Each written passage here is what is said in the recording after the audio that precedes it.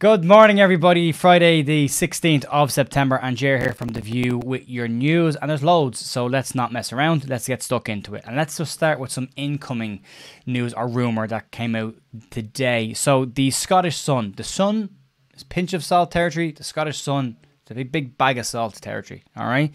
And they're saying that Josh Tymon, the 23-year-old Stoke City left-back, Leeds had a strong look at this player during the summer transfer window. Obviously, left-back's an issue for us. It has been an issue for us all season. But Leeds decided not to move for the player who played pretty much every minute of his breakthrough season, 21-22 season with Stoke. Leeds had a look. He was apparently offered to Rangers for 5 million. And the question mark is, well, for 5 million, why wouldn't Leeds take the chance on him?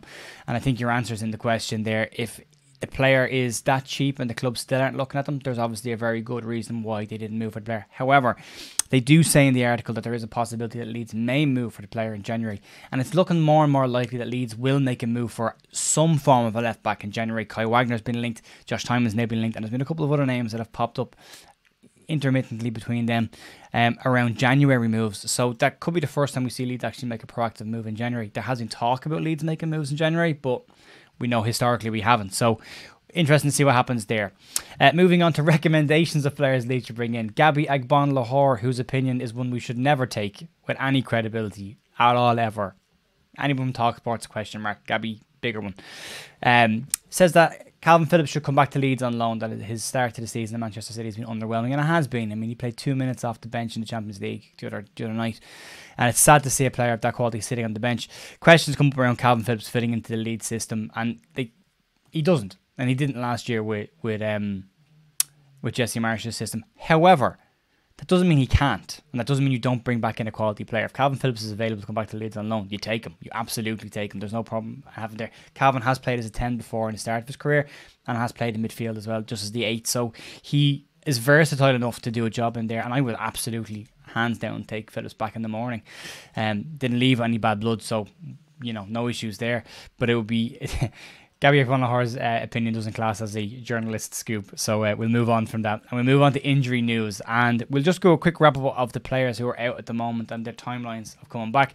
And we'll start with Rasmus Christensen, who has been named in the Denmark's up-and-coming international squad, so it's looking more and more likely that he should be fine for the Villa game on October 2nd coming back. Junior Firpo being out for most of the start of the season with an injury he picked up in pre-season just before the start of the season, and he's expected to play in the Under-21 game tonight against Southampton, so we might see him get some minutes under his belt and see how that injury is coming, and that should put him in a good place coming back against Villa. Rodrigo, target for him was always going to be after the international break with the Man United or the Nottingham Forest game, because he hasn't required surgery and he reckons he's okay, good to go, so he should be fine and ready to go on coming back after international break. He has that little bit of longer break because he's not going with the Spanish national team this time around, so that will help him out. And then the last one, and the long-term one, is Stuart Dallas, who is sitting making really good progress and is on track on the time they put around his injury. A broken femur is a bad injury. They describe a broken femur as a car crash injury. It's one of the few bones in the body that's nearly like concrete to break. It takes a huge amount of impact to break a femur and takes a long time to repair what is essentially the largest bone in the body. So he is on track. He has been doing running around Thorpe Arch, and he is on track to come back, so that's great to see. Things you love to see in football. Stuart Dallas coming back. Still a long road for him, though. Could be after Christmas at the earliest before we see him back, so after the World Cup. Moving on to the manager, Gaffer, and Jesse Marsch has been fined £10,000, and this is laughable. This is actually laughable. The transcript of what was said on the sideline that got him his red card and a 10k fine, which is an incredible amount of money, I think it's laughable. I mean, essentially he's been fined and suspended for swearing. And in that instance, I don't think there's any manager in the country who would argue with him. This is what he said. You can see it on screen now. I mean, I'll essentially take the swearing out of it. I'm not swearing on my channel, by the way, for people who've stopped following me because I wouldn't swear before. I'm not swearing on my channel. Okay, there's kids watch this as well, so I'm not swearing on my channel. He essentially all he's done is just put an F-bomb in every second spot.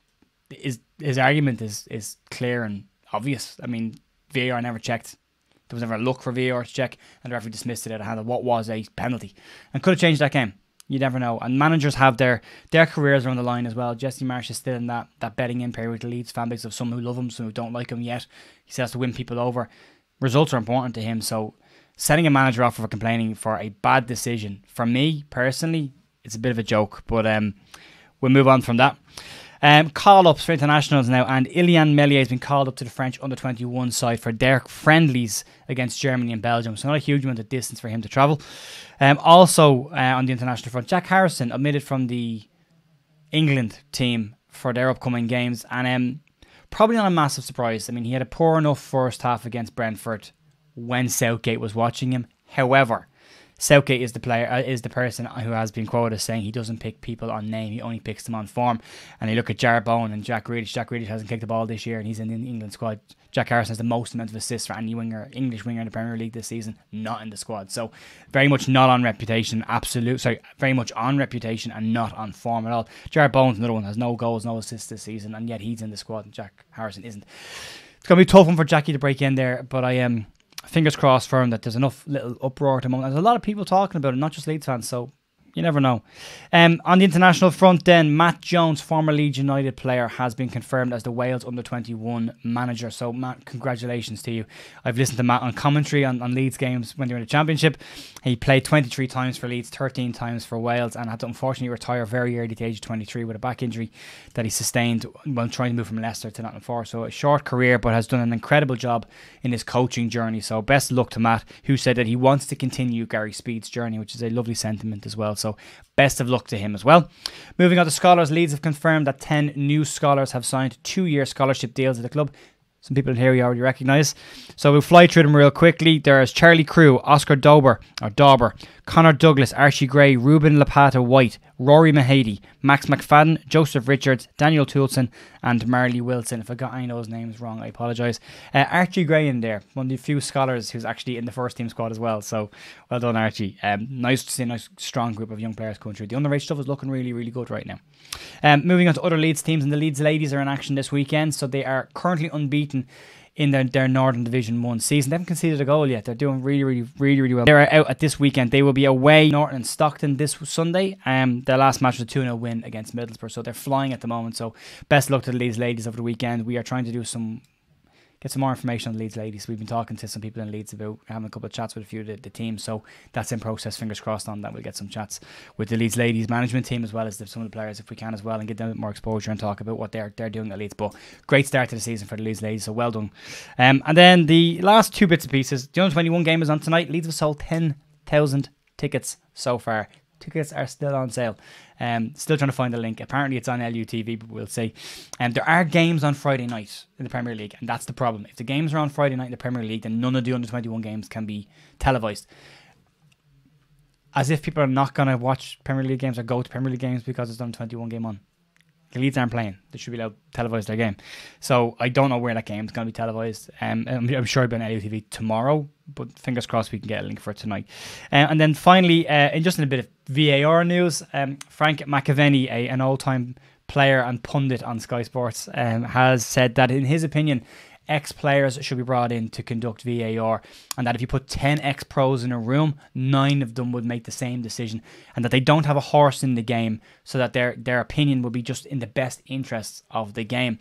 One little thing he said around offsides was, if someone's got a size 6 foot and someone's got a size 10 foot, the size 10 foot's going to be offside, and that's where common sense needs to kick in. That should have been removed this year. They were supposed to use the thicker lines that they've used in Germany and in Holland to eradicate that. But what we've seen this year so far is that they haven't done that, and VAR has been an absolute mess this year again. Not getting any better. Brought in to make the game better, in my opinion, making it worse currently. So that's the news today, folks. An awful lot flying around, so I will leave it at that. Chunky video. Apologies for the live stream last night. I wasn't feeling well yesterday evening. I really couldn't sit in front of a light that's pointing at my eyes right now. I had a massive migraine, so not well, but feeling a bit better today. So we'll try and rearrange this with Alex and with Michael for Monday as well, so Monday or Tuesday, but I'll put some information on the community tab around that. Cool. Have a great weekend, folks. I'll talk to you tomorrow morning if there's any news. Bye.